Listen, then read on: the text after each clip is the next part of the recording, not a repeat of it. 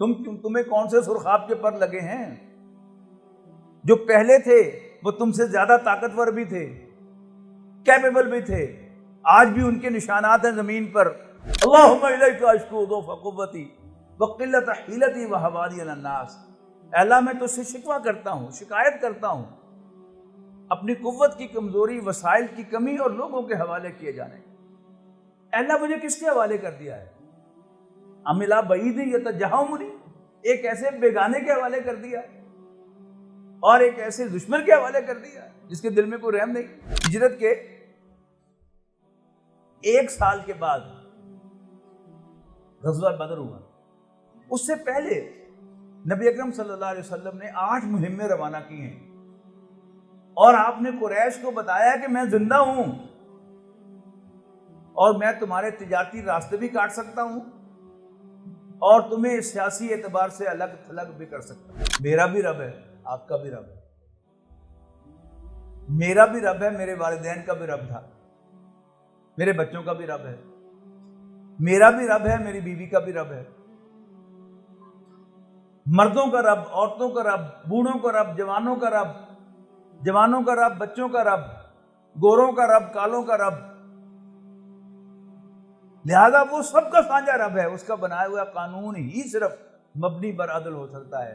تو نبی اکرم صلی اللہ علیہ وسلم نے کیا کیا کہ اللہ تعالیٰ کا نازل کردہ وہ قانون نافذ کر دیا، اور صرف ان کو نہیں جو حضور صلی اللہ علیہ وسلم کو مان رہے ہیں، ان کو تو اجر ملے گا آخرت میں جا کے۔ آپ نے تمام انسانوں کے ڈور سٹیپ تک، ان کی دہلیز تک عدل پہنچا دیا۔ یہ ہے نبی اکرم صلی اللہ علیہ وسلم کا سب سے بڑا کارنامہ۔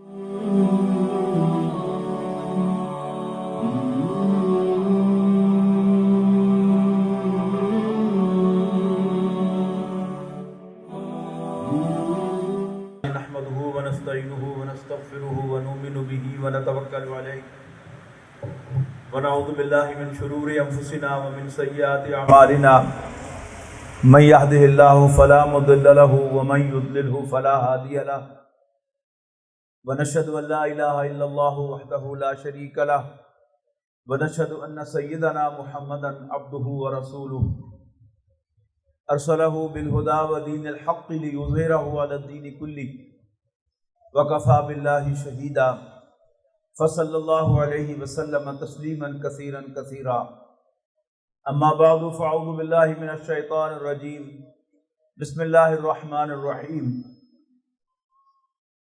الم يجدك يتيما فآوى ووجدك ضالا فهدى ووجدك عائلا فأغنى، وقال عز وجل يريدون ليطفئوا نور الله بأفواههم والله متم نوره ولو كره الكافرون، هو الذي أرسل رسوله بالهدى ودين الحق ليظهره على الدين كله ولو كره المشركون۔ محترم خواتین و حضرات، سیرت النبی ایک زندہ حقیقت، نبی اکرم صلی اللہ علیہ وسلم کا تذکرہ کرتے ہوئے، آپ کی سیرت کا بیان کرتے ہوئے ایک ٹرینڈ یہ ہے کہ آپ کو کوئی سپر ہیومن اور سپر نیچرل شخصیت کے طور پر پیش کیا جائے جن کا حقیقت کے ساتھ کوئی تعلق نہیں۔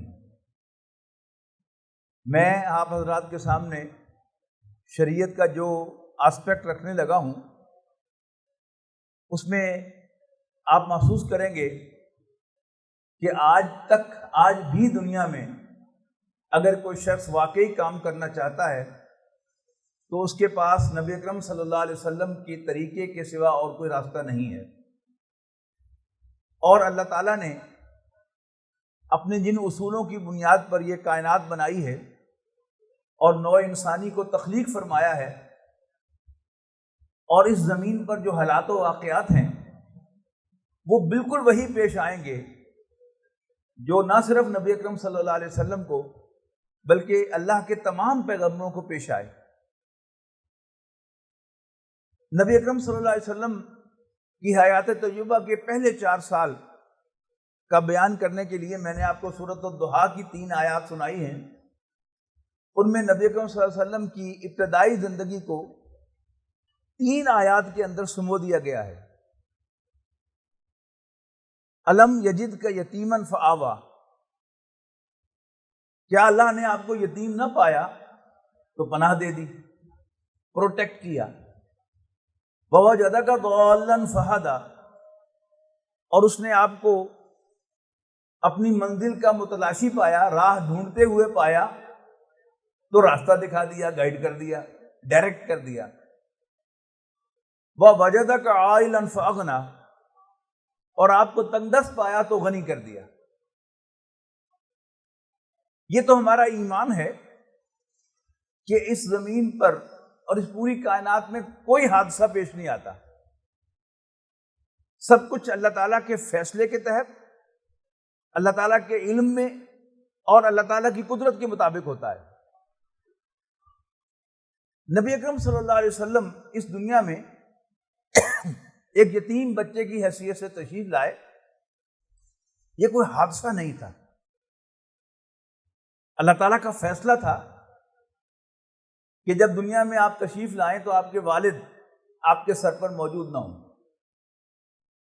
بہت سی حکمتیں ہوں گی، اللہ تعالیٰ کی جانتا ہے، لیکن ایک حکمت بڑی واضح نظر آتی ہے کہ نبی اکرم صلی اللہ علیہ وسلم کے چچاؤں میں سارے ہی تایا تھے، بڑے تھے، عبداللہ بن عبد المطلب سے، آپ کے والد سے،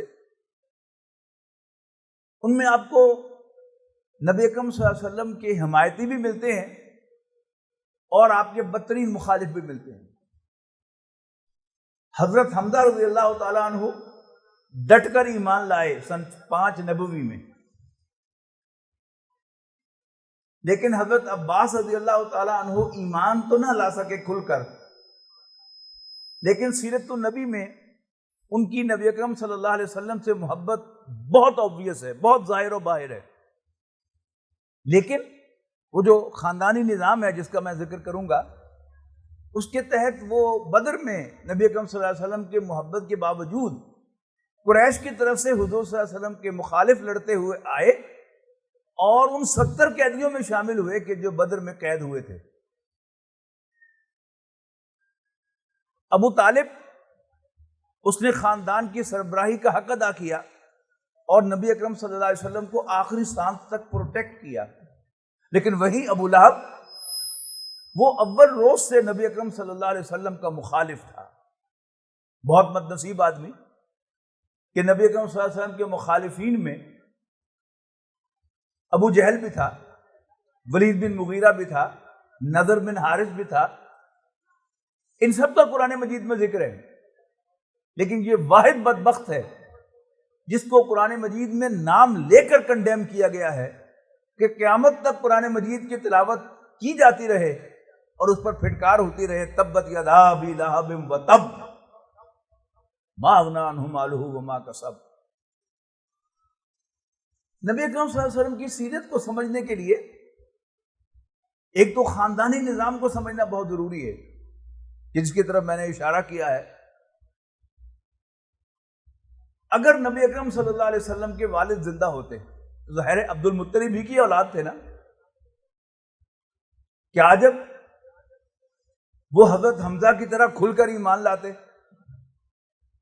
اور کچھ بعید نہیں کہ اپنے بیٹے سے محبت ہونے کے باوجود انہیں اس قبائلی نظام کے تحت اپنے سردار کی حمایت میں لڑنا پڑتا، تو کتنا ایمبیرسنگ ہوتا نبی اکرم صلی اللہ علیہ وسلم کے لیے۔ یہ ایک حکمت ہے جو میری سمجھ میں آئی ہے، تو اللہ تعالیٰ نے نبی اکرم صلی اللہ علیہ وسلم کو اس ایمبیرسمنٹ سے بچایا۔ اور بھی بہت سی حکمتیں ہوں گی۔ خاندانی نظام کو سمجھنا بہت ضروری ہے سیرت النبی کو سمجھنے کے لیے۔ شہروں میں تو خاندانی نظام ختم ہو گیا، آپ کے برابر میں کوئی شخص مکان خرید کر اور اس پر بورڈ لگا دے سید عبد الرحمن، تو آپ شاہ جی کہہ کر اس کو بلائیں گے اور واقعی سمجھیں گے کہ وہ سید ہے۔ دیہات میں ایسا نہیں ہو سکتا۔ دیہات میں ہر شخص اپنے خاندان سے پہچانا جاتا ہے۔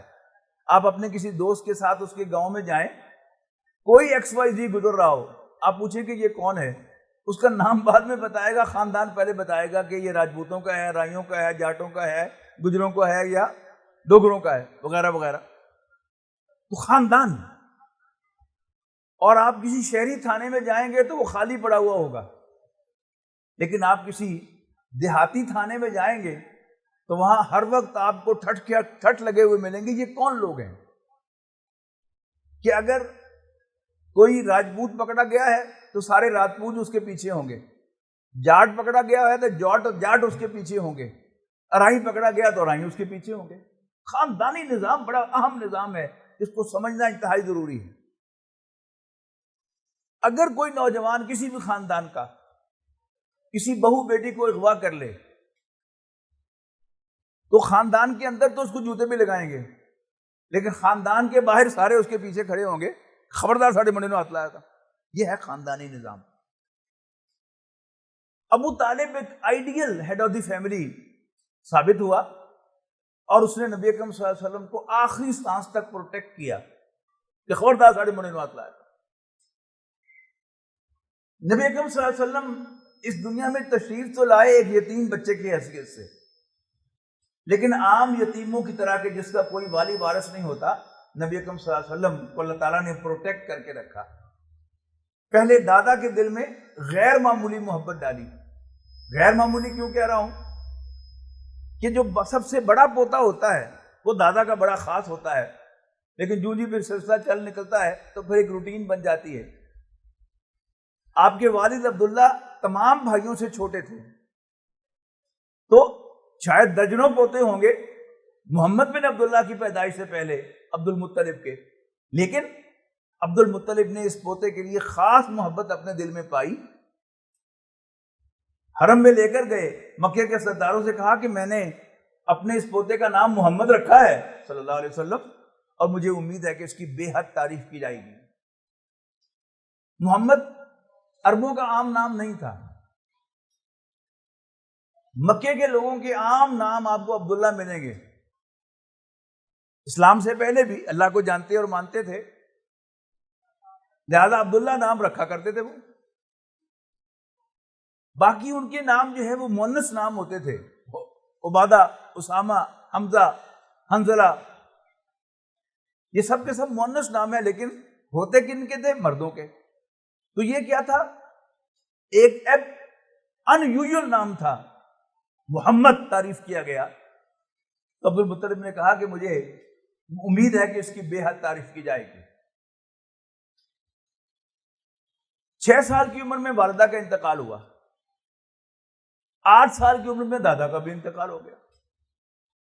اللہ تعالیٰ اپنے کاموں کو خوب جانتا ہے، کوئی کام کہاں کب اور کیسے کرنا ہے اس کے فیصلے کو چیلنج نہیں کیا جا سکتا، اس کے فیصلے پر کہیں انگلی نہیں رکھی جا سکتی کہ یہ ایسا ہو جاتا تو اچھا ہوتا.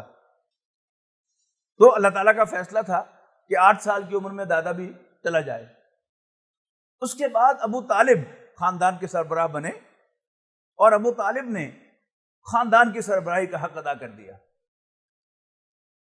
لیکن یہ ذہن میں رہنا چاہیے کہ ابو طالب کوئی امیر آدمی نہ تھے، لہذا گولڈن سپون تو بہت دور کی بات ہے، سلور سپون کے ساتھ بھی آپ کو نہ کھلا سکے. لہذا خود نبی اکرم صلی اللہ علیہ وسلم کے فرمان کے مطابق آپ کو بچپن میں بڑی مشقت کرنی پڑی اپنی معاش کے لیے. شیخوپورہ میں نہیں، مکہ مکرمہ میں آپ نے فرمایا کہ میں نے بڑے معمولی معاوضے پر فلاں گھرانے کے جانور چرائے ہیں جہاں ٹیمپریچر 50 ڈگری سینٹی گریڈ تک تو نارمل جاتا ہے. جب بڑے ہوئے تو آپ کے چچا نے آپ کو تجارت کے پیشے سے وابستہ کیا. آپ تاجر نہیں تھے، اس لیے کہ تاجر تو وہ ہوتا ہے جس کے پاس سرمایہ ہوتا ہے اور اس سے کاروبار کرتا ہے. آپ بزنس سیلز مین تھے، لوگوں کا مال لے کے جاتے تھے اور اس میں ان کو کمیشن ملتا تھا، منافع ملتا تھا. بہت جلد مکہ مکرمہ کے اندر یہ بات مشہور ہو گئی کہ ہاشمیوں کا یہ لڑکا صلی اللہ علیہ وسلم، عبداللہ کا بیٹا محمد، عجیب سیلز مین ہے. یہ کاروباری لوگ سمجھ سکتے ہیں اس کو کہ یہ کتنی عجیب بات تھی کہ مال کا نقص بتا کر مال بیچتا ہے اور سودا بیچنے کے لیے بھی کبھی جھوٹ نہیں بولتا. لہذا مکہ مکرمہ میں ینگ محمد بن عبداللہ کو صادق اور امین کے نام سے جانا جانے لگا، سچا اور کھرا، آنےسٹ اینڈ ٹروتھفل۔ ادھر مکے میں ایک خاتون تھی، وہ بھی بڑی مزیدار بات ہے کہ خیال آتا ہے نا کو ہو نبی اکرم صلی اللہ علیہ وسلم کو کوئی جوان ہم عمر عورت بھی نہ ملی شادی کرنے کے لیے، اپنے سے 15 سال بڑی عورت ملی، یہ بھی چانس نہیں تھا۔ نبی اکرم صلی اللہ علیہ وسلم جب جوان ہوئے تو ظاہر بات ہے کہ ایک شریف بچہ جو عورتوں میں دلچسپی نہ لیتا ہو، لیکن جب شادی کا خیال آئے گا تو وہ جو جانی پہچانے لڑکیاں ہیں، اپنی کزنز جو بچپن میں ساتھ کھیلی ہوئی ہیں، انہی میں سے کسی کا خیال آئے گا۔ تو نبی اکرم صلی اللہ علیہ وسلم کو ام ہانی کا خیال آیا، ابو طالب کی بیٹی، حضرت علی کی بڑی بہن، لیکن بہرحال ابو طالب نے رشتہ نہیں دیا۔ اللہ تعالیٰ نے ام ہانی کی بجائے نبی اکرم صلی اللہ علیہ وسلم کے لیے خاتون کو 2 دفعہ بیوہ کرا کے تیار رکھا ہوا تھا۔ وہ بیوہ ہوئی نہیں تھی، اللہ تعالیٰ نے ان کو 2 دفعہ بیوہ کرایا تھا تاکہ ایک ایسی خاتون نبی اکرم صلی اللہ علیہ وسلم کی اہلیہ بنے کہ جس کو اپنے شوہر کی ٹیک کیئر کرنی آتی ہو، اسے خوب معلوم ہو کہ اپنے شوہر کی خدمت کیسے کی جاتی ہے، اس کو خوش کیسے رکھا جاتا ہے۔ یہ ہے حضرت خدیجہ رضی اللہ تعالیٰ عنہ۔ تو فرمایا الم یجد کا یتیمن فآوا، کہ اللہ نے آپ کو یتیم نہ پایا تو پناہ دے دی، اور پھر فرمایا ووجدک عائلا فاغنی، ایک آیت چھوڑ کر اللہ نے آپ کو تنگ دست پایا تو غنی کر دیا۔ مکے کی اس مالدار خاتون خدیجہ بنت خویلد، یہ بھی ظاہرہ خاتون تھی، خود کاروباری سفر نہیں کرتی تھی بلکہ لوگوں کو اپنا مال دے کر بھیجتی تھی اور انہیں منافع دیتی تھی۔ یہ خاتون ایک خاص خاتون تھی، جیسے محمد بن عبداللہ کو صادق و امین کہہ کر یاد کیا جاتا تھا، خدیجہ بنت خویلد کو الطاہرہ کہہ کر یاد کیا جاتا تھا، پاک باز خاتون۔ جب انہوں نے ریپیوٹ سنی محمد بن عبداللہ کی صلی اللہ علیہ وسلم تو انہیں بلا بھیجا، اور اس سے پہلے وہ کچھ خواب دے چکی تھی۔ ایک خواب میں آپ کو سناتا ہوں۔ ایک دفعہ وہ رات کو لیٹ طواف کر کے آئیں، بچے سو چکے تھے، ایک دیوار کے ساتھ ٹیک لگا کر بیٹھی تو وہیں نیند آ گئی۔ خواب دیکھا کہ سورج آسمان سے اتر کر میرے گھر میں آ گیا اور ساری دنیا کے لوگ اس سورج سے روشنی لینے کے لیے میرے گھر آ رہے ہیں۔ آپ نے اپنے چچیرے بھائی ورقہ بن نوفل سے خواب کی تعبیر دریافت کی تو انہوں نے فرمایا کہ تمہارے گھر میں کوئی نبی آئے گا۔ تو حضرت خدیجہ نے محمد بن عبداللہ صلی اللہ علیہ وسلم کو بلوایا اور فرمایا کہ تم میرا مال لے کے جاؤ، میں تمہیں باقیوں سے دگنا نفع دوں گا۔ محمد بن عبداللہ صلی اللہ علیہ وسلم نے اپنے چچا سے مشورہ کر کے یہ پیشکش قبول کی۔ حضرت خدیجہ نے ساتھ اپنا ایک بھتیجا اور ایک غلام بھی بھیجا، باقی سب لوگوں کے علاوہ جو ان کی مدد کے لیے تھے، اور کہا کہ تم نے اس کے معاملات میں دخل نہیں دینا، جو کہے کرنا ہے، لیکن ذرا غور سے اس کو آبزرو کرنا ہے۔ واپس آ کر ایک تو اس سفر میں نبی اکرم صلی اللہ علیہ وسلم کو غیر معمولی منافع اللہ تعالیٰ نے دیا، اور واپس آ کر محمد بن عبداللہ صلی اللہ علیہ وسلم نے پائی پائی کا حساب دیا۔ تو خدیجہ بنت خویلد نے کنفرم کر لیا کہ یس، جو ریپیوٹ اس بچے کے، اس نوجوان کے بارے میں سنی تھی وہ واقعی درست تھی، یہ کھرا آدمی ہے۔ پھر میسرہ کو بلایا اپنے غلام کو کہ تم کیا کہتے ہو اس کے بارے میں؟ اس نے کہا میڈم جو کچھ اس کے بارے میں سنا تھا کہ یہ سچا اور دیانتدار ہے وہ تو تھا ہی صحیح، لیکن ہی از مچ بیونڈ دیٹ۔ اخلاق میں، کردار میں، معاملہ فہمی میں، ڈیسیژن میکنگ میں اس وقت جواب نہیں۔ تو حضرت خدیجہ نے ٹھان لی کہ میں محمد بن عبداللہ سے شادی کروں گی۔ اب آج بھی اس انٹرنیٹ کے دور میں، واٹس ایپ اور موبائل کے دور میں، کوئی شریف لڑکی کبھی کسی کو آئی لو یو کا میسج نہیں کرتی۔ آج سے 1500 سال پہلے الطاہرہ پاک باز خاتون وہ خود کیسے جا کر پیغام دے سکتی تھی؟ اپنی سہیلیوں سے مشورہ کیا کہ میں محمد سے شادی کرنا چاہتی ہوں۔ انہوں نے کہا کرو، ہمیں کیوں پوچھ رہی ہو؟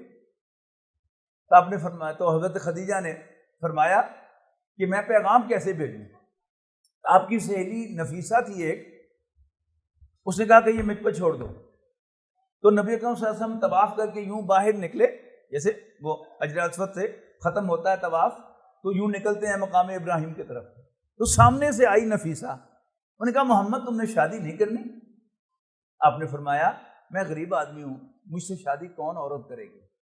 نفیسہ نے کہا اگر کوئی عورت تیار ہو تو؟ آپ نے فرمایا کہ پہلے نام بتاؤ پھر میں ریسپانس دوں گا۔ اس نے کہا خدیجہ بنت خویلد یعنی الطاہرہ پاک باز خاتون سب سے، وہ تم سے شادی کرنے کو تیار ہے۔ تو نبی صلی اللہ علیہ وسلم نے فرمایا کہ اگر خدیجہ تیار ہے تو پھر میں بھی تیار ہوں۔ آپ نے گھر جا کر اپنے چچا کو بتایا، چچا نے مشورے کے لیے اپنے دونوں بھائیوں عباس رضی اللہ تعالیٰ عنہ اور ابو لہب کو بلایا۔ حضرت حمزہ تو چھوٹے تھے نا، ابھی وہ تو ینگ تھے، ان کو بلایا مشورے کے لیے۔ تو اور ساتھ ہی یہ کام کیا کہ اپنی بہن صفیہ بنت عبد المطلب، آپ غزوہ خندق میں ان کا تذکرہ سنتے ہیں نا، پڑھتے ہیں، وہ حضرت صفیہ رضی اللہ تعالیٰ عنہ، ان کو حضرت خدیجہ کے گھر بھیجا کنفرم کرنے کے لیے کہ کہیں نفیسہ نے مذاق تو نہیں کیا۔ وہ حضرت خدیجہ کے گھر گئی، دروازہ کھٹکھٹایا، اندر سے ایک کنیز آئی، انہوں نے کہا بھی تمہاری میڈم گھر پہ ہے؟ انہوں نے کہا جی۔ بتاؤ جا کر صفیہ بنت عبد المطلب آئی ہے۔ اور جب اس نے جا کر بتایا تو حضرت خدیجہ بھاگتی ہوئی خود باہر آئیں اور اعزاز کے ساتھ انہیں لے کر اندر گئیں۔ اور یہ جو رشتے کی بات ہوتی ہے یہ جاتا ہی بٹا نہیں مارا جاتا، آپ کو معلوم ہے، پہلے ذرا ادھر ادھر کی باتیں کی جاتی ہیں، پھر بیچ میں یہ بات کی جاتی ہے۔ لیکن حضرت خدیجہ نے خود ہی کہا کہ آپ جو بات پوچھنے کے لیے آئی ہیں وہ درست ہے، میں نے واقعی محمد بن عبداللہ کو پروپوز کیا ہے، میں نے ان کو شادی کا پیغام بھیجا ہے۔ بہرحال میں اختصار سے کام لے رہا ہوں، ورنہ یہ پڑھنے والا ہے کہ حضرت خدیجہ سے شادی کیسے ہوئی۔ شادی ہو گئی، حضرت خدیجہ یہ سمجھی کہ اب میرا مال ان کا مال ہے، لیکن ایک دفعہ آپ ذرا پریشان سے گھر تشریف لائے تو اہلیہ محترمہ نے پوچھا کہ کچھ آپ پریشان سے دکھائی دے رہے ہیں، کیا بات ہے؟ تو آپ نے فرمایا کہ میں باہر گھوم رہا تھا، میں نے قافلہ دیکھا، بڑا قسمہ پرسی کا عالم تھا، بچے بھوک سے بلک رہے تھے، میں سوچ رہا تھا کہ میرے پاس بھی کوئی سرمایہ ہوتا تو میں ان کی مدد کرتا۔ حضرت خدیجہ کو سٹرائک ہوا کہ چونکہ میرا شوہر دیانتدار آدمی ہے لہذا یہ میرے مال کو اپنا مال نہیں سمجھتا، تو انہیں مکے کے سرداروں کو گھر بلایا اور ان سے کہا کہ تم سب گواہ رہو کہ میں نے اپنا سارا مال اپنے شوہر محمد بن عبداللہ کو ہبہ کر دیا، گفٹ کر دیا۔ تو بابا جادہ کا عائلن واغنا، اللہ نے آپ کو تنگ دست پایا تو غنی کر دیا۔ اب آئیے درمیانی آیت کی طرف۔ درمیانی آیت کیا ہے؟ وَوَجَدَكَ ضَالًّا فَهَدَىٰ۔ یہ ضالًّا جو ہے یہ ضالین کا واحد ہے۔ اور کون ہوتا ہے ضال؟ یعنی آپ کسی منزل تک پہنچنا چاہتے ہیں لیکن راستہ بھول جاتے ہیں یا کوئی غلط موڑ مڑ جاتے ہیں، جب تک آپ کو صحیح ڈائریکشن نہ ملے اپنی منزل کی اس وقت تک آپ پر ضال کا اطلاق ہوگا، اور اس کا الٹ مہتدی ہے راہ پا لینے والا۔ جہاں تک نبی اکرم صلی اللہ علیہ وسلم کے ریلیجس آسپیکٹ کا تعلق ہے، آپ پر کوئی بدترین دشمن بھی یہ انگلی نہیں اٹھا سکا کہ فلاں موقع پر محمد نے بھی تو صلی اللہ علیہ وسلم کسی بت کو سجدہ کیا تھا، نو وے۔ اور نہ یہ الزام لگا سکا کہ کبھی محمد نے کوئی بد اخلاق کا مظاہرہ کیا تھا یا کوئی کردار سے گری ہوئی حرکت کی تھی۔ تو پھر یہ لفظ کیا ہے؟ کہ تعلق میں اللہ میں، اللہ تعالیٰ کے ساتھ تعلق میں تو نبی اکرم صلی اللہ علیہ وسلم اول روز سے کلیئر تھے، کوئی کنفیوژن نہیں تھا، کوئی ایمبیگوٹی نہیں تھی. اللہ ایک ہے، اس کی عبادت کرتے تھے، اور اچھا کردار، اچھا اخلاق، وہ سب کچھ تھا. نیک بھی تھے، ایک اللہ کے پجاری بھی تھے. لیکن دوسری طرف ہم یہ دیکھتے ہیں کہ نبی اکرم صلی اللہ علیہ وسلم انسانوں کی خدمت کا جذبہ تو اول روز سے رکھتے ہیں، لیکن آپ کو راستہ نہیں مل رہا ہاؤ ٹو ڈو دیٹ. جب آپ کے پاس کوئی مال نہیں تھا، جب آپ جانور چراتے تھے اور آپ کے اپنے الفاظ کے مطابق بہت معمولی معاوضے پر، تو پتہ نہیں خود کیسے کھاتے ہوں گے، کسی کو دینے کے لیے تو کچھ تھا ہی نہیں، لیکن وہ جذبہ اندر زور مار رہا تھا،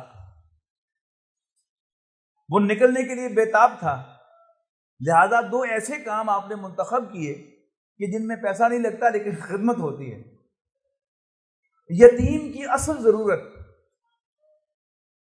پیسہ نہیں ہے، اصل ضرورت یہ ہے کہ کوئی اسے اس طرح گلے لگائے اور ایسے اس کا منہ چومے کہ اگر اس کا باپ زندہ ہوتا تو اس کو گلے لگاتا اور اس کا منہ چومتا. نبی اکرم صلی اللہ علیہ وسلم یتیموں کی سرپرستی فرماتے تھے، یتیموں کے سر پہ ہاتھ رکھتے تھے، انہیں گلے لگاتے تھے، ان کے منہ چومتے تھے. اور دوسرا کام، آپ بیواؤں کی خبر گیری کرتے تھے. آج کی بیوہ پر قیاس نہ کیجیے، جس کے 4 بینک اکاؤنٹ ہیں، 2 کریڈٹ کارڈ ہیں، اس کے پاس گاڑی بھی ہے اور ڈرائیونگ بھی اس کو آتی ہے. آج سے 1500 سال پہلے کی بیوہ بوڑھی عورت کا تصور کیجیے کہ اگر گاؤں کا کوئی لڑکا ہر دوسرے چوتھے روز جا کے پوچھتا رہے اماں جی کوئی کام ہو گئے تو دسو، خدمت ہے نا، تو یہ خدمت بھی آپ کیا کرتے تھے. لیکن وہ جو دوسرا واقعہ پیش آیا حضرت خدیجہ کی شادی کے بعد، تو آپ کو احساس ہوا کہ پیسہ بھی چاہیے، تو حضرت خدیجہ نے سارا مال دے دیا.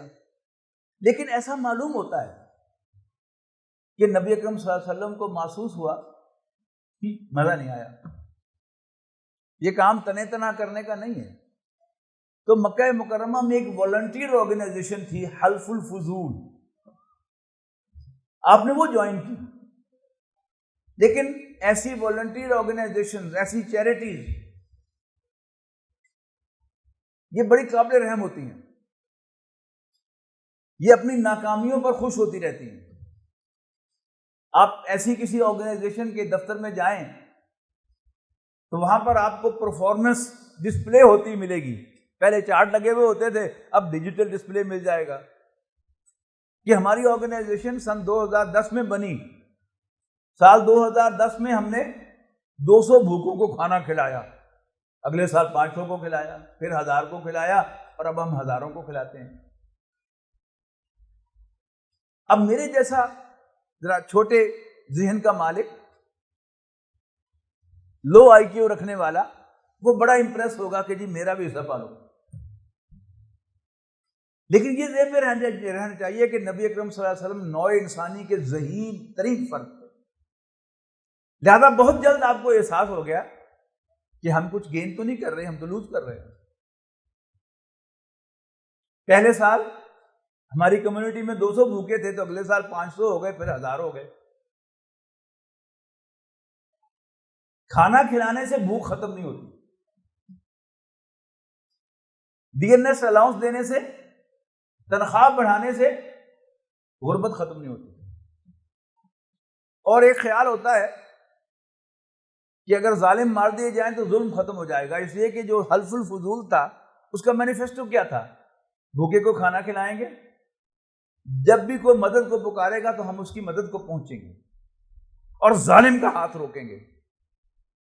وہ ایران میں جب خمینی صاحب کا انقلاب آیا تھا تو بہت سے لوگوں کی زبان سے میں نے سنا کہ ایک خمینی پاکستان بھی آ جاوے نا تو 2-4 گاٹے لا دے، بس عدل قائم ہو جائے گا، ظلم ختم ہو جائے گا. Never ever. آپ 4 ظالموں کو ماریں گے تو 10 پیدا ہوں گے. 10 کو ماریں گے تو 50 اور پیدا ہوں گے.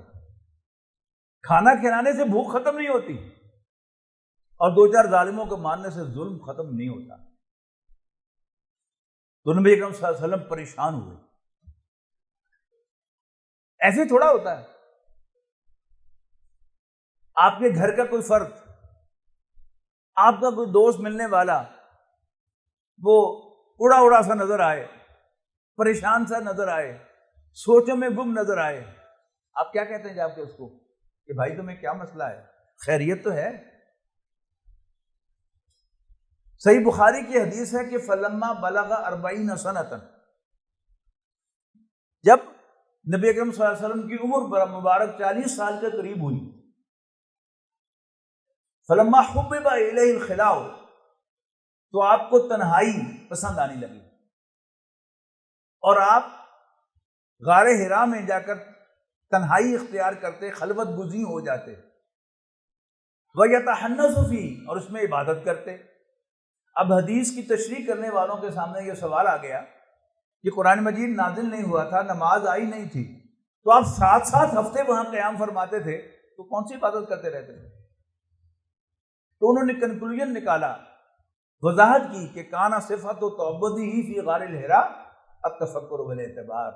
غار حرا میں نبی اکرم صلی اللہ علیہ وسلم کی عبادت کی نوعیت غور و فکر تھا.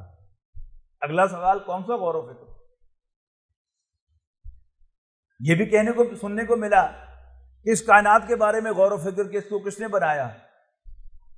یہ آپ کے غور و فکر کا موضوع نہیں ہو سکتا، اس لیے کہ قرآن مجید گواہ ہے کہ مکے کا عام کافر توحید کے ساتھ اللہ تعالیٰ کو خالق کائنات مانتا تھا.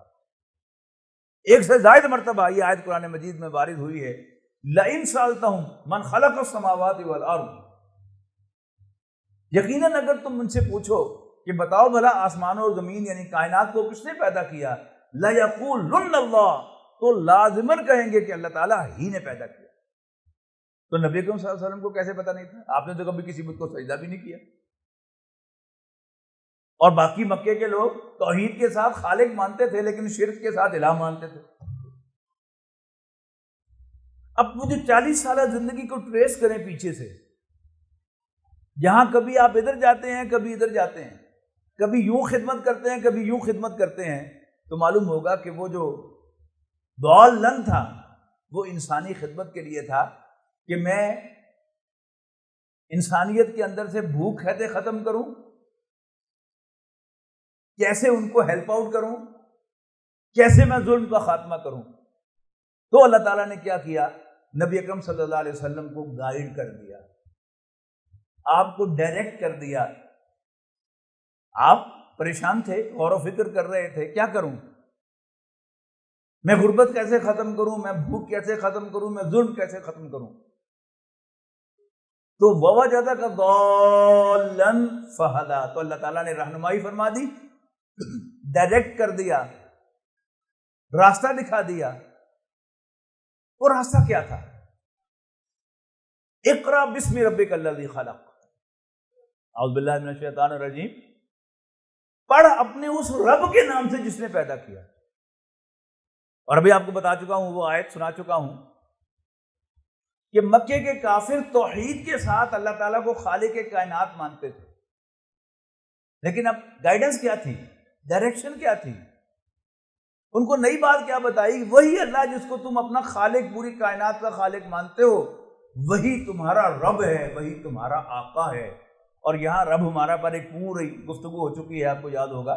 رب ہمارا کہ دین کا بنیادی پیغام یہ ہے کہ وہ اللہ جس کو تم خالق مانتے ہو وہی تمہارا رب ہے، تمہارا آقا ہے، تمہارا مالک ہے. اور دوسرا نظریہ وہ آخرت کا نظریہ ہے. یعنی پہلی 5 آیات میں فرمایا اقرأ بسم ربک الذی خلق، خلق الانسان من علق، اور یہ بھی کوئی نئی انفارمیشن نہیں تھی. عرب بھیڑ بکریاں بھی پالتے تھے، اونٹ بھی پالتے تھے، اور ان کی اونٹنیاں اور ان کی بھیڑ بکریاں ایبورٹ بھی کرتی تھی. ان کی اپنی عورتیں، ان کا مس کیریج ہوتا تھا، اگر ارلی ایبورشن ہو تو خون نکلتا تھا، اور اگر ذرا لیٹ ہو جائے تو خون کے لوتھڑے، جمع ہوا خون نکلتا تھا، اور پھر وہی خون جو ہے وہ اس سے بچہ بنتا تھا، اگر بچہ بن گیا تو خون نہیں نکلتا تھا۔ تو یہ سب کو پتا تھا، یہ کوئی نئی بات نہیں تھی۔ قرآن مجید میں جہاں بھی اللہ تعالیٰ کی قدرتوں کا تذکرہ ہوتا ہے، آپ غور سے پڑھیں گے تو اصل میں آخرت کا مضمون ہوتا ہے۔ آخرت میں بالآخر کنکلوژن یہ نکالا جاتا ہے کہ وہ جس کی قدرت کا یہ عالم ہے، کیا وہ مردوں کو زندہ نہیں کر سکتا؟ جیسے ہم آسمان سے بارش برسا کر تمہارے لیے اناج اگاتے ہیں اور طرح طرح کے پھل اگاتے ہیں، کھجوریں اگاتے ہیں تمہیں کھلانے کے لیے، اور وَأَحْيَيْنَا بِهِ بَلْدَةً مَيْتًا، اور ہم اس پانی کے ذریعے سے مردہ زمین کو زندہ کرتے ہیں، كَذَلِكَ الْخُرُوجُ، سورہ قاف میں فرمایا ایسے ہی تمہارا قبروں میں سے نکلنا ہوگا۔ سورہ قیامہ کے اخیر میں أَلَمْ يَكُنْ نُطْفَةً مِّن مَّنِيٍّ يُمْنَىٰ، کیا یہ منی کی ایک بوند نہ تھی جو ٹپکایا گیا، بوند نہ تھا جو ٹپکائی گئی، ثُمَّ كَانَ عَلَقَةً، پھر وہی بات، پھر یہ جمع ہوا خون بنا، فَخَلَقَ فَسَوَّىٰ، تو اللہ تعالیٰ نے اس کو تخلیق فرمایا اور اس کو سدھا پدرا کیا، اس کی فنیشنگ کی۔ فَجَعَلَ مِنْهُ الزَّوْجَيْنِ، اور اس سارے پروسیس میں سے گزار کر ایک ہی طریقہ، ایک ہی را میٹیریل، ایک ہی زمین، ایک ہی بیج، اللہ تعالیٰ دو مختلف وجود پیدا کرتا ہے، مرد بھی پیدا کرتا ہے، عورتیں بھی پیدا کرتا ہے، جو بالکل دو مختلف وجود ہیں۔ کنکلوژن کیا نکالا؟ الیس ذلک بقادر علی ان یحیی الموتى، تو کیا وہ اللہ اس پر قدرت نہیں رکھتا کہ وہ مردوں کو زندہ کر لے؟ بھلا کیوں نہیں، وہ قدرت رکھتا ہے۔ اور ساتھ ہی بتایا نبی اکرم صلی اللہ علیہ وسلم کو کہ تم میرے رسول ہو، میرے نمائندے ہو، میرے بھیجے ہوئے پیغمبر ہو۔ اس تعارف کے ساتھ یہ دو نظریات لے کے جاؤ، اور نبی اکرم صلی اللہ علیہ وسلم پوری زندگی میں، پورا مکی قرآن گواہ ہے کہ انہی تین باتوں کی ہیمرنگ ہوتی رہی، بار بار بتائی جاتی رہی۔ اللہ تمہارا رب ہے، اس کی بندگی اختیار کر لو، یا قوم اعبدوا اللہ، یا ایھا الناس اعبدوا ربکم، لوگ اپنے رب کی بندگی اختیار کر لو، اے میری قوم اللہ کی بندگی کرو، انبیاء کہتے رہے۔ اور آخرت، حضرت نوح علیہ السلام کی دعوت سے فاتقوا اللہ واطیعون، بس اللہ سے ڈرو، میرا کہنا مانو۔ اور ایک قرآن مجید کے مکی قرآن کا ایک بہت اہم جز وہ پچھلے پیغمبروں کے واقعات ہیں۔ دیکھو، قوم نوح نے میرے پیغمبر نوح کا انکار کیا، اس کا کیا انجام ہوا؟ قوم ہود نے میرے پیغمبر ہود کا انکار کیا، ان کا کیا حال ہوا علیہ السلام؟ قوم سمود نے میرے پیغمبر صالح علیہ السلام کا انکار کیا، ان کا کیا حال ہوا؟ تمہیں کون سے سرخاب کے پر لگے ہیں؟ جو پہلے تھے وہ تم سے زیادہ طاقتور بھی تھے، کیپیبل بھی تھے، آج بھی ان کے نشانات ہیں زمین پر۔ یہ فرائنہ کے بنائے ہوئے اہرام مصر کیا ہیں؟ وہ فرائنہ کی طاقت کی خبر دیتے ہیں، لیکن could they escape؟ حل من محیص، کیا انہیں بھاگنے کی جگہ ملی؟ تو یہ ایک پورا مضمون ہے۔ اور نبی اکرم صلی اللہ علیہ وسلم نے مکی قرآن سنا کر، جو ہمارا پچھلا آپ کو یاد ہوگا کہ تزکیے کے اعتبار سے کہ یتلو علیہم آیاتہ ویزکیہم، کہ نبی اکرم صلی اللہ علیہ وسلم ان کو اللہ کی آیات پڑھ کر سناتے ہیں اور ان کا تزکیہ فرماتے ہیں۔ تو نبی اکرم صلی اللہ علیہ وسلم نے وہ قرآن سنایا، اور جن لوگوں نے تسلیم کر لیا، مان لیا، نبی اکرم صلی اللہ علیہ وسلم پر ایمان لے آئے، آخرت کو مان لیا، اللہ کو اپنا رب بنا لیا، ان پر تشدد شروع ہوا۔ نبی اکرم صلی اللہ علیہ وسلم کو خاندان بنو ہاشم کی پروٹیکشن حاصل رہی، لیکن عام صحابہ پر، دوسرے صحابہ پر جس کا جو بس چلا، نوجوانوں کو خاندان کے بڑوں نے اور غلاموں پر ان کے آقاؤں نے تشدد کیا، اور تشدد کے ایسے ایسے واقعات روکتے کھڑے ہو جائیں انسان کے، کہ حضرت یاسر رضی اللہ تعالی عنہ، ان کے جسم کے پاؤں اور ہاتھوں کو 4 تکڑے اونٹوں کے ساتھ باندھ دیا گیا، اور ان اونٹوں کو مخالف سمت میں ہانک دیا گیا، جس سے زندہ جسم کے ٹکڑے ہو گئے۔ حضرت بلال کو رسی باندھ کر مکے کی پتھریلی زمین پر گھسیٹا گیا اور بہت کچھ ہوا. تو صحابہ کرام کو ہجرت حبشہ کی اجازت مل گئی. حضرت عثمان رضی اللہ تعالیٰ عنہ کو بھی ان کے چچا نے، گھر کے بڑوں نے تشدد کیا، لہذا حضرت عثمان رضی اللہ تعالیٰ عنہ نبی اکرم صلی اللہ علیہ وسلم کی صاحبزادی حضرت رقیہ کے ساتھ وہ بھی ہجرت کرنے پر مجبور ہوئے اور حبشہ گئے. لیکن جیسا میں ابتدا میں عرض کر چکا ہوں کہ ابو طالب ڈٹا رہا اور اس قبائلی معاشرے میں کوئی جرت نہیں کر سکتا تھا کہ دوسرے خاندان کے بندے کو ہاتھ لگائے تاکہ خانہ جنگی نہ ہو جائے. قریش نے پریشرائز کیا ابو طالب کو کہ یہ بندہ ہمارے حوالے کرو یا ہم تمہارے خاندان کا بائیک آؤٹ کر دیں گے. اس نے کہا کر دو بائیک آؤٹ، اور 3 سال کا مقاطعہ بائیک آؤٹ ہوا. محرم سن 7 نبوی سے لے کر محرم سن 10 نبوی تک کھانے پینے کی چیزیں بھی روکی گئی جانے سے. اللہ نے بندوبست کیے جو بھی کیے، اب ان کو دہرانے کا وقت نہیں ہے. لیکن بہرحال قریش کا فیصلہ کیا تھا کہ کھانے پینے کی چیز اندر دی جائے. سن 10 نبوی میں آپ بنو شیب ابی طالب سے باہر آئے ہیں. آتے ہی آپ کو 2 صدمے مل گئے. ابو طالب کا انتقال ہو گیا اور حضرت خدیجہ رضی اللہ تعالیٰ عنہ بھی اللہ کو پیاری ہو گئی. اس کے بعد اکثر سیرت نگاروں نے اس بات کا تذکرہ نہیں کیا، پتہ نہیں کیوں نہیں کیا، کہ ابو طالب کے انتقال کے بعد ابو لہب خاندان کا سربراہ بن گیا اور اس نے نبی اکرم صلی اللہ علیہ وسلم کو خاندان بنو ہاشم سے نکال دیا. مکہ مکرمہ ایک قبیلے کا شہر تھا، وہاں کرشی رہ سکتا تھا یا اس کا غلام یا حلیف. لہذا نبی اکرم صلی اللہ علیہ وسلم اب مکے میں قیام نہیں کر سکتے تھے. لہذا اب اپنے آزاد کردہ غلام زید ابن حارثہ کو لے کر مکے سے باہر آ گئے اور وہیں سے طائف کی طرف تشریف لے گئے، اور وہاں ایک دن میں جو کچھ ہوا وہ آپ کو معلوم ہے. طائف سے واپسی پر ایک دفعہ آپ پر غشی طاری ہو گئی، نیم بے ہوش ہو گئے. حضرت زید بن حارثہ آپ کو اٹھا کے لے کے آئے باہر ایک باغ میں. وہاں آپ کو ہوش آیا ہے تو آپ نے اللہ تعالیٰ سے مناجات کی ہے اور فریاد کی ہے، اللہم الیک اشکو ضعف قوتی وقلت حیلتی وحوانی علی الناس. اے اللہ میں تجھ سے شکوہ کرتا ہوں، شکایت کرتا ہوں اپنی قوت کی کمزوری، وسائل کی کمی اور لوگوں کے حوالے کیے جانے کا. اے اللہ مجھے کس کے حوالے کر دیا ہے؟ عملا بعید یتجہمنی، ایک ایسے بیگانے کے حوالے کر دیا اور ایک ایسے دشمن کے حوالے کر دیا جس کے دل میں کوئی رحم نہیں، اور تو نے انہیں مجھ پر اختیار بھی دے دیا ہے. نبی اکرم صلی اللہ علیہ وسلم سے بڑھ کر کس کو یقین ہوگا؟ اگر اللہ چاہتا تو میرا بال بھی بیکر نہ کر سکتے. اللہ تعالیٰ کا فیصلہ ہے کہ مجھے یہاں پر تشدد کا نشانہ بنایا جائے. لہذا شکوہ طائف والوں سے نہیں کیا، اپنے مالک سے کیا. لیکن وہ شکوہ میرا اور آپ کا شکوہ نہیں تھا، محمد رسول اللہ صلی اللہ علیہ وسلم کا شکوہ تھا. لہذا فوراً ہی فرمایا ان لم یکن علی غضبک فلا ابالی. لیکن اے اللہ اگر تم مجھ سے ناراض نہیں ہے پھر مجھے کوئی پرواہ نہیں ہے، اس لیے کہ میں تو صرف تجھے راضی کرنا چاہتا ہوں. علامہ اقبال نے جوابی شکوہ میں کہا تھا نا، شکوہ کے بعد جواب آتا ہے. افلاک سے نالوں کا آتا ہے جواب آخر، اٹھتے ہیں حجاب آخر، کرتے ہیں خطاب آخر. جواب آ گیا، اور اس شکوے کا جواب کیا تھا؟ معراج النبی صلی اللہ علیہ وسلم.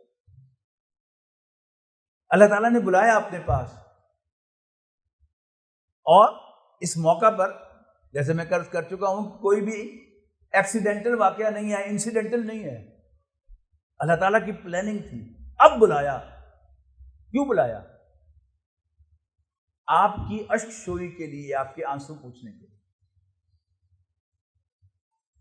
آپ کو تسلی دینے کے لیے کہ گھبرا مت، میں تیرے ساتھ ہوں. اور معراج ہوئی رجب کی 27ویں شب، اینڈ آف رجب ہے، 2 دن رہ گئے. اس کے بعد شعبان، رمضان، شوال، ذوالقعدہ اور 5واں مہینہ ذی الحج کا ہے. ذی الحج میں اللہ تعالیٰ نے وہ کھڑکی کھول دی نبی اکرم صلی اللہ علیہ وسلم کے لیے. پھر سمجھیے گا ایکسیڈنٹلی نہیں ہوا. اب یہ وقت تھا, اللہ تعالیٰ نے ایکسیڈنٹ نہیں ہوا کہ ابو طالب مر گیا. ابو طالب 10 سال اور زندہ رہتا تو سٹیٹس کو مینٹین ہوتا, وہی کچھ ہوتا جو ہو رہا تھا. اب اللہ تعالیٰ چاہتا تھا کہ نبی اکرم صلی اللہ علیہ وسلم کے لیے اب پیو دا وے فار ہم, آپ کے لیے راہیں ہموار کرنا, اس مقصد کے لیے جس کے لیے آپ کو بھیجا گیا تھا, جو آپ نے تلاوت سنی سورہ صف کی آیات کی 2 آیات میں نے بھی آپ کو سنائی. یریدون لیطفئوا نور اللہ بافواہہم, یہ چاہتے ہیں کہ اللہ کے نور کو اپنے منہ کی پھونکوں سے بجھا دیں. واللہ متم نورہ ولو کرہ الکافرون, جبکہ اللہ تعالیٰ اپنے نور کو مکمل فرمانے والا ہے, خواہ یہ کافروں کو کتنا ہی برا لگے. هو الذی ارسل رسولہ بالہدی, اللہ ہی تو ہے جس نے بھیجا اپنے پیغمبر صلی اللہ علیہ وسلم کو ہدایت یعنی قرآن مجید دے کر, ودین الحق, اور سچا دین دے کر, لیظہرہ علی الدین کلہ, تاکہ آپ اس دین کو کل دین پر غالب کر دیں. ولو کرہ المشرکون, خواہ یہ مشرکوں کو اتنا ہی برا لگے. اب اللہ تعالیٰ اس کے لیے اپورڈ موومنٹ جو ہے وہ اس کے لیے راہیں ہموار کرنے والا تھا. تو اب اگر آپ مکہ مکرمہ میں رہتے تو آپ ابو لہب کے ماتحت رہتے خاندانی نظام کی وجہ سے. تو اللہ تعالیٰ نے بندوبست کیا کہ وہ خود نکال دے خاندان بنو ہاشم سے. نکالے گئے اور پھر اللہ تعالیٰ نے کھڑکی کھولی جو حضور صلی اللہ علیہ وسلم کے وہم و گمان میں بھی نہیں تھی, کہ آپ مکے سے مایوس ہو کر طائف گئے, لیکن آپ کے لیے طائف میں سامان نہیں تھا نصرت کا. اللہ تعالیٰ کی طرف سے نصرت کا سامان کہاں تھا؟ وہ 250 میل دور مدینہ منورہ میں تھا. اور بڑا فٹافٹ کام ہوا ہے. 5-6 افراد سے آپ نے ملاقات کی, وہ ایمان لے آئے. اگلے سال 12 افراد آئے, بیعت عقبہ اولیٰ ہوئی, اور انہوں نے تقاضا کیا کہ ہمیں کوئی استاد دے دیجیے کہ پڑھانے والا, مقری دے دیجیے قرآن پڑھانے والا. حضرت مصعب بن عمیر رضی اللہ تعالیٰ عنہ کا انتخاب ہوا, اور انہیں پتہ نہیں کیسے قرآن پڑھایا, پتہ نہیں گھوٹ کے پلایا تھا یا شاید خون میں انجیکٹ کر دیا تھا کہ وہ شیر ہو گئے, اور انہوں نے عرب کے سرماؤں کے منہ میں ہاتھ ڈال دیا. اگلے سال وہ پیشکش لے کے آ گئے, اللہ کے رسول آپ کے خاندان والوں نے آپ کو ڈس اون کر دیا ہے, آپ ہمارے پاس تشریف لے آئیں, ہم اسی طرح آپ کی حفاظت کریں گے جیسے اپنے خاندان میں پیدا ہونے والے بچوں کی حفاظت کریں. آپ نے پیشکش قبول کی اور ربیع الاول میں آپ نے ہجرت فرمائی. اور اس کے بعد کے جو ایونٹس ہیں بڑے ریپڈ ہیں. ہجرت کے 1 سال کے بعد غزوہ بدر ہوا, بلکہ 1.5 سال کے بعد کہنا چاہیے, اس لیے کہ ربیع الاول میں ہجرت ہوئی ہے سن 1 ہجری میں, اور سن 2 ہجری کے رمضان کے اندر غزوہ بدر ہوا ہے. اس سے پہلے نبی اکرم صلی اللہ علیہ وسلم نے 8 مہمیں روانہ کی ہیں. یہ بھی پڑھنے کے لائق ہے, کوئی سیرت کی کتاب ضرور پڑھی ہے. اور آپ نے قریش کو بتایا کہ میں زندہ ہوں اور میں تمہارے تجارتی راستے بھی کاٹ سکتا ہوں اور تمہیں سیاسی اعتبار سے الگ تھلگ بھی کر سکتا ہوں. قریش مجبور ہوئے ہیں اپنے خیال میں نبی اکرم صلی اللہ علیہ وسلم کا بندوبست کرنے کے لیے, لیکن اللہ بندوبست ان کا کر رہا تھا. غزوہ بدر ہوا, 70 سردار مارے گئے اور 70 افراد قید ہو گئے. کیا تھی؟ اللہ تعالیٰ کا بندوبست تھا. اور پھر 13 ماہ کے بعد غزوہ احد ہوا. اس میں مسلمانوں سے ایک ڈسپلن کی خلاف ورزی ہو گئی کہ انہوں نے نبی اکرم صلی اللہ علیہ وسلم کے حکم کو تو انٹرپریٹ کیا, لیکن اپنے مقامی امیر کے حکم کی خلاف ورزی کی, اور اس کی بڑی مہنگی قیمت انہیں ادا کرنی پڑی. 70 صحابہ شہید ہو گئے, اور ان صحابہ میں حضرت حمزہ بھی تھے, حضور صلی اللہ علیہ وسلم کے محبوب چچا, آپ کے دودھ شریک بھائی, آپ کے ہمجولی, اور حضرت مصعب بن عمیر بھی تھے رضی اللہ تعالیٰ عنہما. اس کے بعد پھر آپ سیرت کی کوئی کتاب پڑھیں گے تو آپ کو اندازہ ہوگا کہ ہر 10-15 دن کے بعد کوئی نہ کوئی مہم ہے. لیکن جو بڑے مارکے ہیں وہ غزوہ بدر ہے، غزوہ احد ہے، غزوہ خندق ہے، صلح حدیبیہ ہے، اور پھر اس کے بعد فتح مکہ ہے۔ تو یہ مارکے ہوتے رہے، لیکن صرف 7.5 سالوں میں مکہ مکرمہ فتح ہو گیا، اللہ کا دین غالب ہو گیا۔ اب اللہ کے دین کے غلبے سے وہ حاصل کیا ہوا؟ تاریخ میں جنگیں ہوتی نہیں، بادشاہ فتوحات حاصل کرتے رہے۔ فتوحات کے بعد کیا ہوتا تھا؟ بادشاہ کوئی محل تعمیر کرتا تھا۔ نبی کریم صلی اللہ علیہ وسلم نے بھی کوئی محل تعمیر فرمایا؟ نہیں۔ بادشاہ تاج بنواتا تھا، آپ نے کوئی تاج پہنا؟ نہیں، بنوایا ہی نہیں۔ کوئی پوشاک ہوتی تھی، آپ مغل بادشاہوں کی تصویریں دیکھتے ہیں نا، تو کیا ان کے کنگن ہوتے ہیں، اور کیا ان کا تاج ہوتا ہے، اور کیا ان کا وہ موٹے ریشم کا لباس ہوتا ہے۔ آپ نے ایسا کوئی لباس بنوایا؟ نہیں۔ کیا کیا؟ عدل قائم کر دیا۔ کون سا عدل؟ اللہ کا دیا ہوا عدل۔ عدل ہمیشہ کسی ریفرنس سے ہوتا ہے۔ ہمارے جج صاحبان وہ آئین کا حرف اٹھاتے ہیں، تب وہ جج ان کی جو اپوائنٹمنٹ ہے وہ کنفرم ہوتی ہے۔ لیکن اگر وہ کانسٹیٹیوشن ہی مبنی بر ظلم ہو، جیسا کہ ہمارے کانسٹیٹیوشن ہوتے ہیں، انسانوں کے بنائے ہوئے ہوتے ہیں، اور انسان ہمیشہ ہر معاملے میں پارٹی ہوتے ہیں۔ اگر میرا اور آپ کا جھگڑا ہے، آپ مجھے قانون بنانے کو کہیں کہ میں اپنے حق میں قانون بناؤں گا، آپ کو قانون بنانے کو دیا جائے گا، آپ اپنے حق میں قانون بنا لیں گے۔ عدل پر مبنی صرف وہی قانون ہو سکتا ہے جو اس ہستی کی طرف سے دیا گیا ہو کہ جو سب کے ساتھ برابر کا تعلق رکھتی ہو، اور اللہ تعالیٰ کے سوا کوئی نہیں ہے۔ اللہ تعالیٰ تمام انسانوں کا سانجھا رب ہے، میرا بھی رب ہے، آپ کا بھی رب ہے،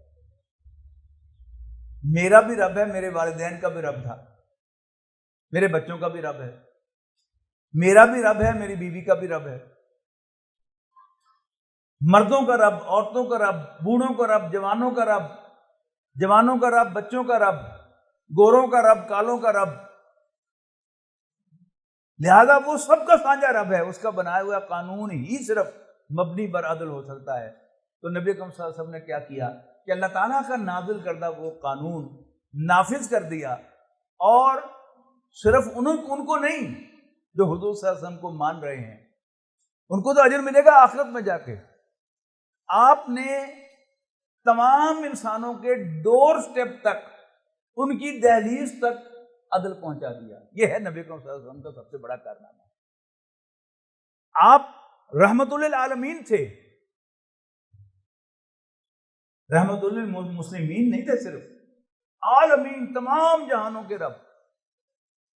اور تمام جہانوں میں سارے انسان تو ہیں ہی ہیں، جانور بھی ہیں، پودے بھی ہیں۔ اللہ تعالیٰ نے یہ سب کچھ ہمارے لیے پیدا کیا ہے، تو ہمیں حق حاصل ہے کہ ہم ان کو استعمال کریں۔ لکڑی کاٹ کر ہم جلا لیں، ہم درخت کاٹ کر اس کو استعمال میں لے آئیں، لیکن انڈیولی درخت کاٹنے سے نبی کریم صلی اللہ علیہ وسلم نے منع فرمایا ہے۔ کوئی مقصد ہو تو کاٹو، بغیر مقصد کے نہیں کاٹ سکتے۔ جانوروں پر ظلم کرنے سے آپ نے منع فرمایا ہے، اس لیے کہ آپ رحمت للعالمین ہیں، تمام جہانوں کے لیے رحمت ہے۔ نبی اکرم صلی اللہ علیہ وسلم کی لائی ہوئی یہ تبدیلی اور وہ پروسیس جس کے تحت نبی اکرم صلی اللہ علیہ وسلم نے وہ ساری جدوجہد کی، یہ ایک نارمل پروسیس ہے۔ سارے انبیاء کرام کے آپ واقعات پڑھ لیں، اس میں جتنے بھی واقعات ہیں وہ نیچرل واقعات ہیں۔ میں ایک دو مثالیں آپ کو دیتا ہوں۔ حضرت یوسف علیہ السلام، ان کے گھر میں سوتیلا پن تھا، اور آج بھی، یعنی 4000 سال گزر چکے ہیں حضرت یوسف علیہ السلام کو اس دنیا سے گئے ہوئے، آج بھی جہاں بھی سوتیلا پن ہوگا، وہاں ایک گھرانے کے بچے جب سر جوڑ کر بیٹھیں گے تو وہ ضرور اپنا یہ کنسرن ظاہر کریں کہ ابا جی کی توجہ ادھر زیادہ ہے، اور جب دوسرے سر جوڑ کر بیٹھیں گے تو وہ کہیں گے توجہ ادھر زیادہ ہے۔ یہی ہوا بالکل کہ حضرت یوسف کے بڑے بھائیوں نے سر جوڑ کر بیٹھے تو کیا کہا؟ یوسف و اخوہ احب الی ابینا، یوسف اور اس کا بھائی بنیامین ابا جان کو ہم سے زیادہ پیارے ہیں۔ وَنَحْنُ عُصْبَةٌ، حالانکہ ہم ایک جتھا ہیں، ابا جان کی ہم کو ہماری زیادہ ضرورت ہے، اس لیے کہ جب تک بندوق نہیں آئی تھی، گولی نہیں آئی تھی تو اصل پاور مین پاور ہوا کرتی تھی۔ آج بھی ایسے ہی ہوتا ہے، کوئی نئی بات نہیں ہے۔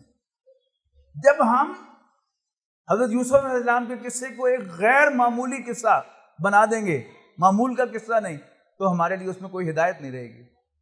جب ہم معمول سمجھیں گے کہ نارمل تھا بالکل، تو ہمیں پھر ہدایت ملے گی، او یس یہ سوتیلا پن ہے وہ ہر جگہ ہوتا ہے۔ اللہ تعالیٰ نے مرد اور عورت دو مختلف وجود بنائے ہیں،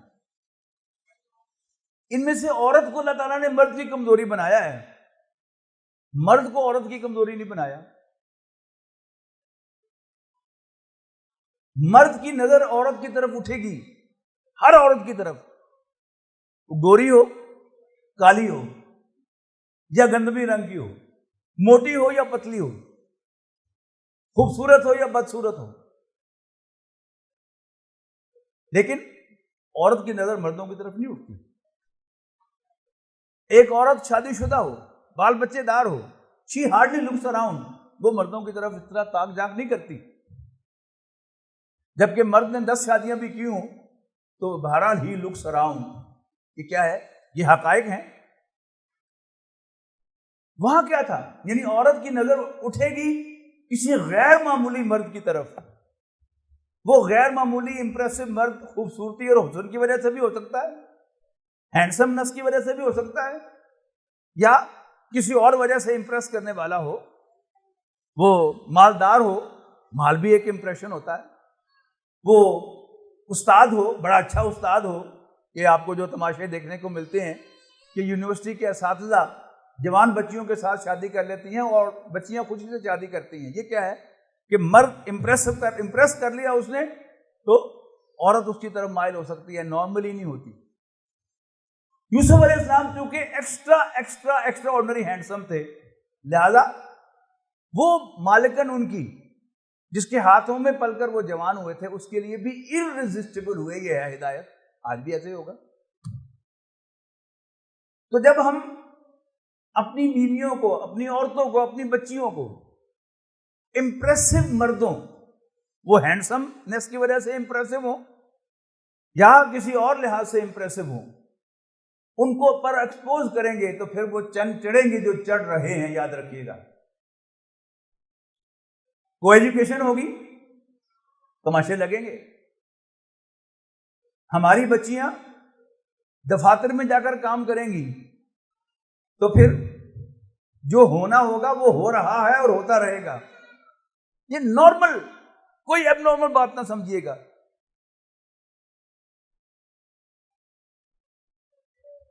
احسان جس پر کیا جاتا ہے وہ ناشکرا ہوتا ہے۔ قصہ آدم و ابلیس قرآن مجید میں بار بار آیا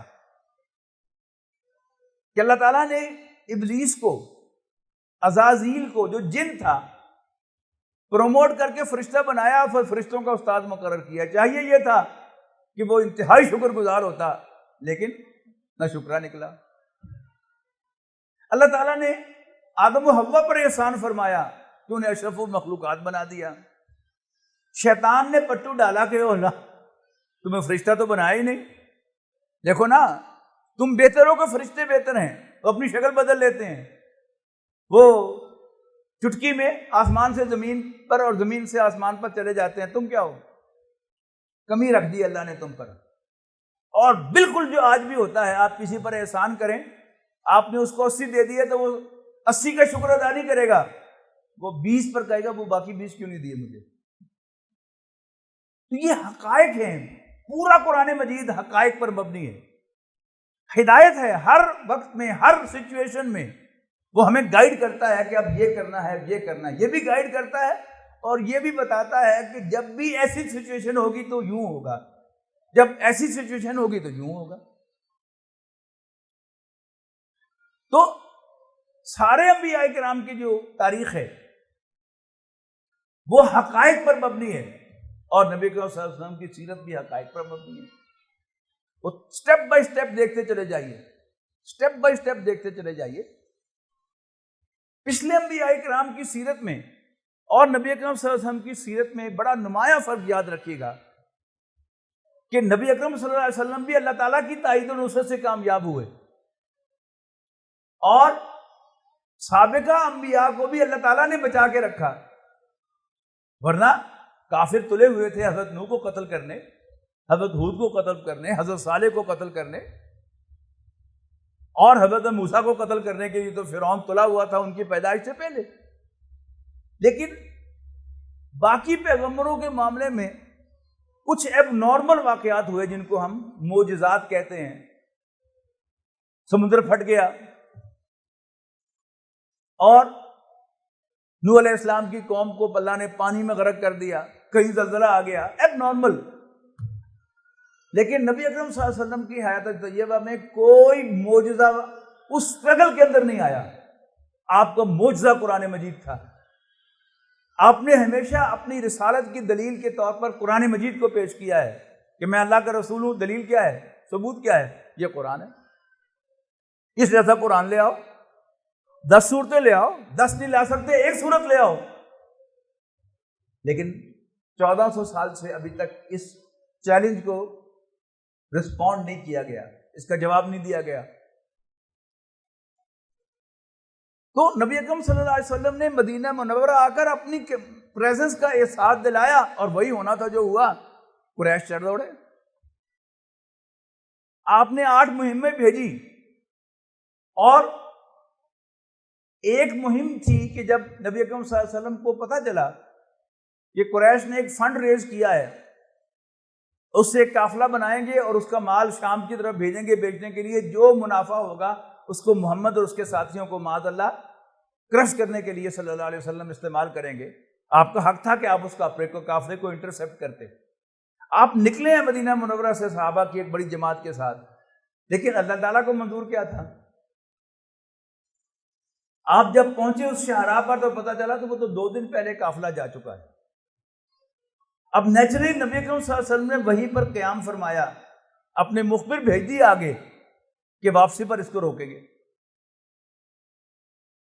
ابو سفیان کو بھی پتہ چل گیا، وہ قافلے کا سالار تھا، عزت سے نام لیتے ہیں ہم ان کا، بعد میں ایمان لے آئے رضی اللہ تعالیٰ عنہ، لیکن اس وقت کافروں کا سردار تھا ابو سفیان، اس کو بھی پتہ چل گیا۔ اس نے 2 کام کیے۔ ایک، مکہ مکرمہ پیغام بھیجا کہ مجھے محمد سے خطرہ ہے صلی اللہ علیہ وسلم، میری مدد کو آؤ۔ تو وہاں سے اور تیر انداز بھیجے گئے، اور واپسی پہ اس میں راستہ بھی بدل لیا۔ قریش نے بھی 2 بندوبست کیے، ایک تو تیر انداز بھیجے، اور 1000 کا لشکر تیار کیا، ایک جرأت محمد کی صلی اللہ علیہ وسلم۔ اب مدد آئی ہے، معجزہ نہیں ہوا۔ نبی اکرم صلی اللہ علیہ وسلم کو اللہ تعالیٰ نے خوشخبری دے دی کہ 2 جماعتیں ہیں، ایک قافلہ ہے اور ایک 1000 کا لشکر ہے۔ اختیار تمہارے پاس ہے کہ تم نے کس سے ٹکر لینی ہے، فتح ہم تمہیں دیں گے۔ اب آپ نے صحابہ سے مشورہ کر کے رضی اللہ تعالیٰ عنہ ڈیسائیڈ کیا ہے کہ ہم 1000 کے لشکر سے لڑیں گے۔ آپ کا اپنا ذہن یہی تھا، لیکن آپ نے صحابہ کو کنونس کیا ہے، اور ایسا نہیں ہوا کہ مسلمانوں کے سارے وار کامیاب ہوئے ہوں اور کافروں کا کوئی وار کامیاب نہ ہوا ہو۔ 14 صحابہ بھی شہید ہوئے، 14 صحابہ، اور 70 سرداران قریش بھی باصل جہنم ہوئے۔ لیکن جنگ تو ہوئی نا، کہ اللہ تعالیٰ اب قادر نہیں تھا کہ بغیر جنگ کے فتح دے دیتا، ایک بھی خون نہ ہوتا مسلمانوں کا، لیکن ہوا۔ تو یہ جو آج کا موضوع ہے نا، سیرت النبی ایک زندہ حقیقت، اس کو اپنے سامنے رکھیے۔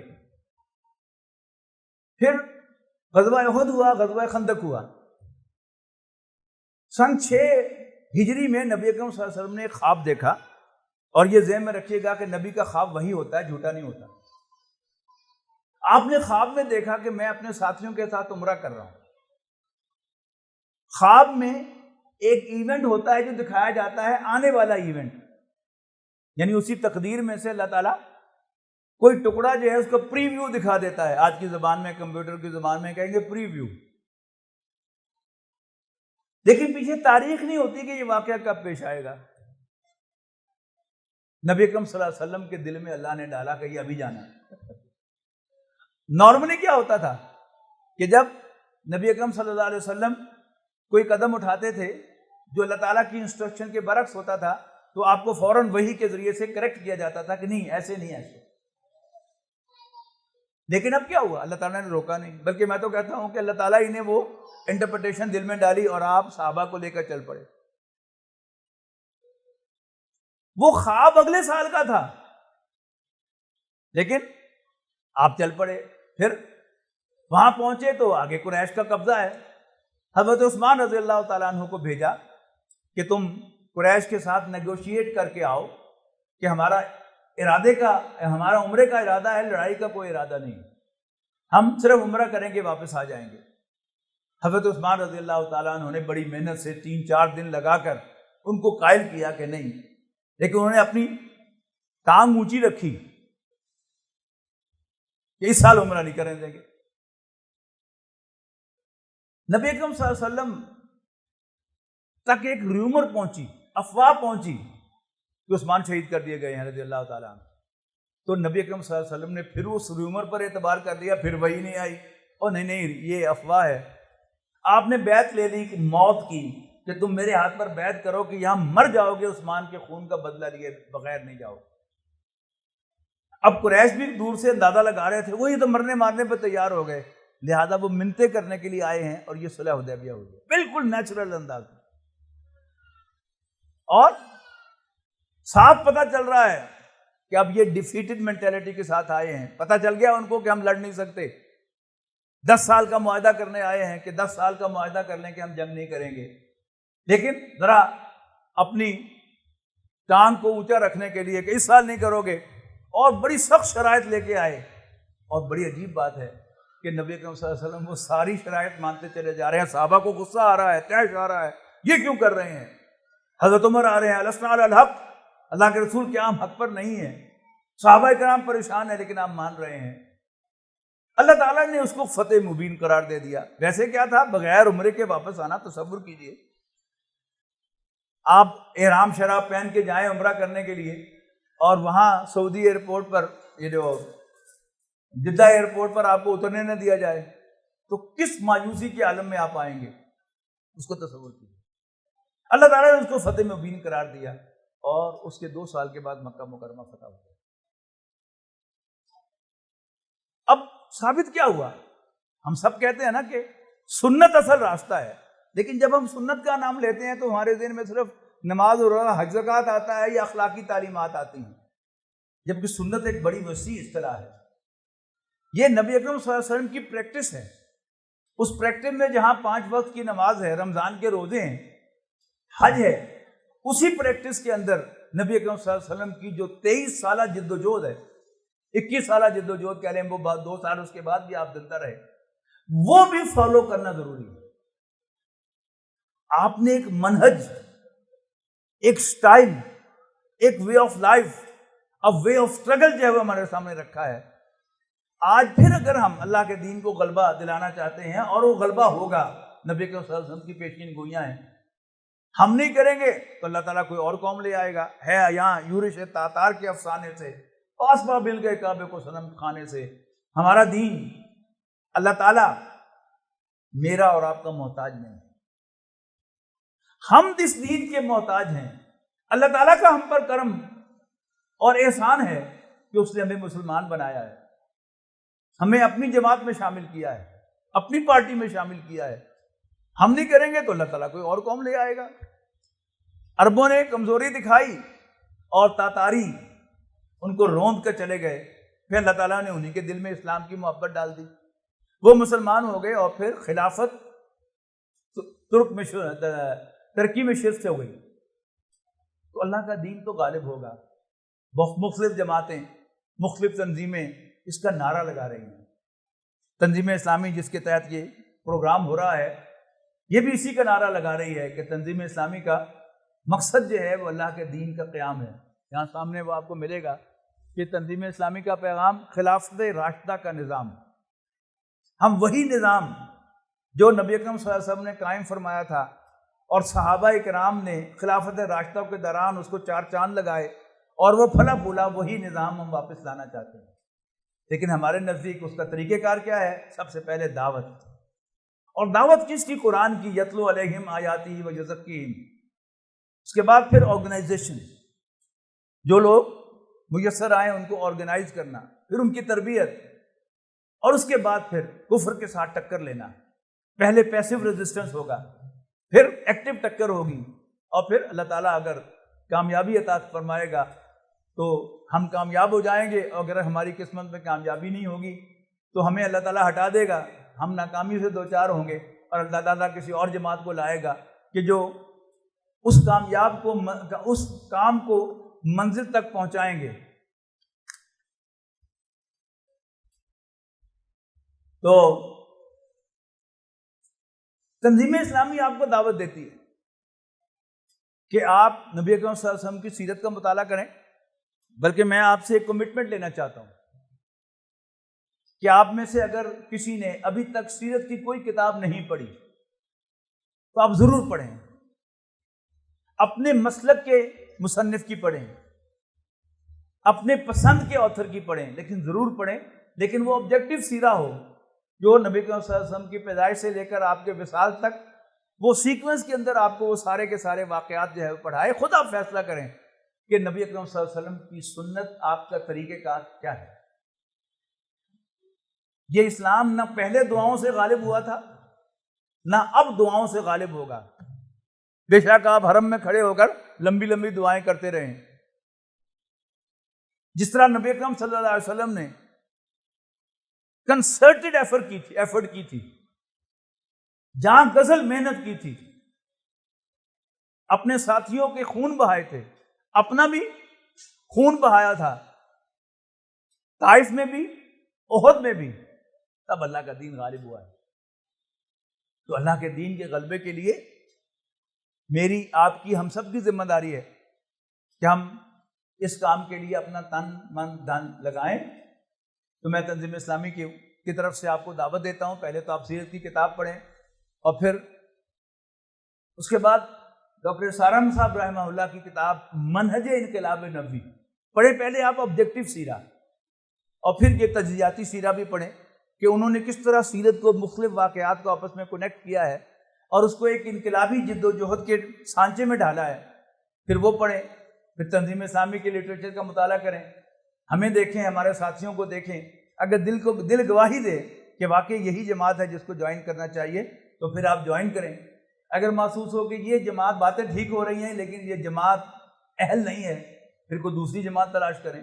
کوئی جماعت نہ ملے، خود کھڑے ہوں اور اپنے خیال کے مطابق اس آئیڈیل طرز پر کام کر کے دکھائیں، لیکن کام بہرحال کرنا ہے، اس سے ہمیں کوئی فرار نہیں ہے۔